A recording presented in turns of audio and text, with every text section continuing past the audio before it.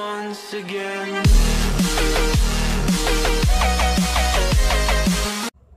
Hey guys, comment allez-vous? Moi je vais bien. En fait, j'ai la voix un tout petit peu enrouée, donc je serai obligée de parler un peu plus fort pour vous passer le message de In the Head of Yogis. Prenez place parce que maintenant ça va commencer. J'ai commencé ma semaine en regardant 4 films et j'ai prévu de vous faire les critiques de ces films. En premier, il y a Indestructible 2. À la base, je ne comptais pas le voir, mais le fait d'avoir revu le précédent m'a donné envie, m'a fait changer d'avis et résultat, j'ai passé 2 heures de bonheur. Visuellement, c'est toujours aussi génial. En plus, j'adore le côté 60s, le côté vieux James Bond comme ça. Et la mise en scène est encore plus dingue que sur le premier et c'est porté par une excellente bande originale. Mention spéciale à Elastic Girl et Jack Jack. Enfin bref, cette suite m'a vraiment emballé. C'était rythmé, créatif, l'humour était frais, les pouvoirs, les gadgets. C'est aussi une petite merveille bien dosée. Ce n'est pas quand même un truc qui servait à être purement commercial, c'était juste une vraie valeur ajoutée à la au premier volet. Nous allons parler maintenant de Rampage. Rampage avec Dwayne Johnson encore. Pour moi, c'est un très bon film d'action disposant d'une histoire qui prend ses racines dans la science-fiction.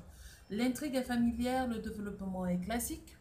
La photographie offre de superbes visuels largement développés à travers des effets spéciaux particulièrement bien orchestrés et impressionnants de réalisme. Le rythme est très intense, ce qui permet d'absorber sans souci les presque 2 heures que dure le métrage. Bon, pour le scénario du film, ça reste un peu bateau, mais tout l'intérêt du film, comme j'ai dit, ce sont les effets spéciaux. Les scènes de destruction dans Chicago sont spectaculaires, les combats titanesques. Même la musculature de Dwayne Johnson n'a même pas pu faire le poids. J'ai continué à voir un autre film, Sons of Fury, je vous en avais parlé. Ce n'est vraiment pas le film qui a révolutionné le genre film d'horreur, mais contrairement au nanar qu'on nous sert depuis des années en termes de films horrifiques, je peux vous assurer que c'est un bon film à voir.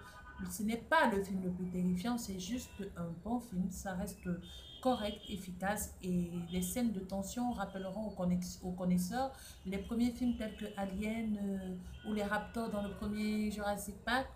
Et au fur et à mesure qu'on apprend à découvrir l'univers hostile, on se rend compte que c'est quand même un bon film. C'est plus efficace que les autres gros films horrifiques qui sortent et qui sont vraiment moches à voir. Mais je conseille de voir ce film. En quatrième position, j'ai regardé Skyscraper, toujours avec Dwayne Johnson. Mais c'est une merde ce film. C'est pas un bon film, je suis désolée. C'est un mélange de tour infernale et piège de cristal. Et on a un Dwayne Johnson qui escalade un gratte-ciel malgré une jambe de prothèse et des flammes qui l'entourent, les explosions qui fusent de partout, boum boum. On ne fait pas plus de 20 minutes sans avoir une explosion quelque part. Bon, c'est vrai, je n'ai pas vu de nouveautés. Les comparaisons, oui, vous avez dit les comparaisons sont un peu systématiques, mais je regrette le manque d'humour de Dwayne Johnson. Bon, je m'excuse, je ne vais pas trop m'emballer. Si je m'emballe, ce n'est pas un bon film. Je ne conseille pas de voir ce film. C'est juste de l'argent dépensé pour rien. Désolé, Dwayne Johnson, pour ça, pour moi, je ne mérite pas avoir une très bonne note. Si je dois même noter ce film, je donnerais carrément 2 sur 5. Voilà. Pour ceux qui aiment les films d'action, je vous conseille quand même d'y aller.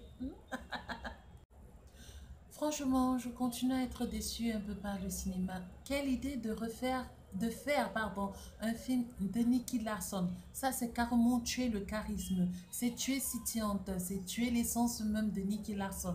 Et je pense que Philippe Lachaud, qui a réalisé ou qui a produit Babysitting, peut être d'accord avec moi. Mais vu que ça a été accueilli par un mélange de haine et de colère et de mépris par certains fans, je trouve qu'on ne doit pas produire le film. Mais malheureusement, une date est déjà prévue, c'est le 6 février 2019. On attend les gars, on va fusiller ce film, vous pouvez compter sur moi. Ok, on a aussi Emma Thompson qui rejoint le prochain Men in Black. Je ne sais pas si ça sera une suite ou un reboot, mais anyway, le 14 juin 2019, Emma Thompson et l'équipe de Chris Hemsworth et Tessa Thompson feront partie du bon casting sous la réalisation de F. Gary Gray qui a fait, si je me souviens bien, Fast and Furious, voilà. Le projet semble bien parti et tout d'abord, il a été présenté comme un reboot pardon, soit finalement plus une suite se déroulant dans le même univers que les films avec Will Smith qu'un nouveau départ. Pourquoi? Je ne sais pas, mais je pense que c'est parce qu'il y aura le retour d'Emma Thompson. Donc, on attend le 14 juin 2019 pour faire une quelconque analyse. Le Comic Con, alors là, c'était la patte, la chine patte. Le Comic Con, c'est une grande convention qui parle des rentrées de comics, de films, de séries. Alors, on a été bien servi cette année. Vraiment, c'était, disons oui, ok, c'était peu de surprises, mais quand même, les images et les annonces, c'était quand même, waouh, c'était époustouflant. On a eu une première bande-annonce de Glace, la suite d'Incassable et Split, pardon, où on retrouve Samuel L. Jackson, sorry pour le bruit, Sarah Paulson, James McAvoy et Bruce Willis. On les retrouve toujours dans leur rôle aussi sinistre, sombre. Le film sortira le 16 janvier. On a aussi eu Aquaman qui fait le grand saut. Oui, DC Comics s'est lancé avec Aquaman, avec Jason Momoa qu'on a vu en Khal Drogo dans Game of Thrones. Il sera aux côtés de Amber Heard et le film sortira le 19 décembre 2018, si je ne me trompe pas. On a aussi Godzilla qui vient au secours de l'humanité. Ah bah oui, Godzilla, il sauve les humains qui sont pas très loin de l'extinction totale. Le film s'intitule, pardon, King of the Monster. On va retrouver quand même beaucoup de bestiaux à l'intérieur. Et on aura une très belle ambiance apocalyptique, mais c'est toujours une très bonne chose. Je ne connais pas la date de sortie. Peut-être je peux me tromper, mais je n'ai pas eu la date de sortie. On a Shazam, la bande-annonce qui a été électrique. Pourquoi? Pourquoi sortir Shazam? Je préfère même pas faire un commentaire là-dessus. Oh, je vais attendre avril 2019 pour massacrer ce film. Ça, je peux vous assurer. Il fallait qu'on le laisse dans son coin, quoi. On a Batman, non, Robin et les Titans qui vont revenir dans des épisodes pour être un peu l'équivalent de Daredevil de Marvel et Netflix. Je ne sais même pas pourquoi ils ont fait ça, mais ça va sortir en automne. Donc, je pense que il y aura un peu de bon. On a les animaux fantastiques, ben oui, Dragono contre Grindelwald et l'apparition de Albus Dumbledore. Ça, joué par Jude Law qu'on a vu aux côtés de Robert Downey Jr. dans Sherlock, oui, Sherlock Holmes. On a Johnny Depp aussi qui joue le rôle de Grindelwald. Alors pour moi, c'est le film le plus attendu. Et le petit must, je vais vous dire quand vous allez aller sur ma page In the Head of Justice sur Facebook, il y a Nicolas Flamel, celui qui a créé la pierre philosophale.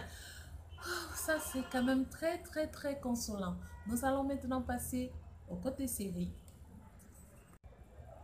Nous avons Gotham City saison 4 qui sera de retour le 6 septembre et on connaît déjà un peu l'intrigue qui sera là. C'est le futur chevalier noir qui aura des problèmes avec le pingouin qui a signé un accord avec le maire afin de faire baisser le taux de criminalité, laissant quand même les malfaiteurs exercer leur basse affaire, ce qui contraint le James Gordon commissaire à obéir malgré lui. Game of Thrones, on a une petite date qui se profile là déjà bientôt. La saison 8 de Game of Thrones sera diffusée pendant la première moitié de l'année 2019. Alors, je pense que ça sera en avril ou en février, mais j'opte plus pour avril. Et vous, que dites-vous? Ça sera en avril ou en février? Lâchez un commentaire là-dessus. Maintenant, il ne nous restera plus qu'à attendre et sachant que les 6 derniers épisodes débarqueront sur nos petits écrans. Alors, on reste encore en stand-by. Et le dernier truc sur les séries, ben, c'est One Piece qui aura une adaptation en live. Le manga de Eiichiro Oda sera pris en charge par Marty Aldenstein qui a réalisé Prison Break. Et à 80%, l'histoire globale a déjà été écrite. Donc, d'ici là, la série One Piece pourrait donc voir le jour, bien qu'aucune chaîne ne soit pour le moment rattachée au projet, malgré l'immense popularité dont jouit la franchise à travers le monde. J'espère que vous êtes bien amusés, j'espère que vous avez apprécié les informations. Je vous demande de cliquer, de vous abonner, ok? De liker, de commenter et surtout de partager. On se retrouve pour une prochaine édition de Yogis. Vous pouvez aussi vous abonner sur les différentes pages de In the Head of Justice. On vous attend. Allez, bisous, gars, gardez la forme.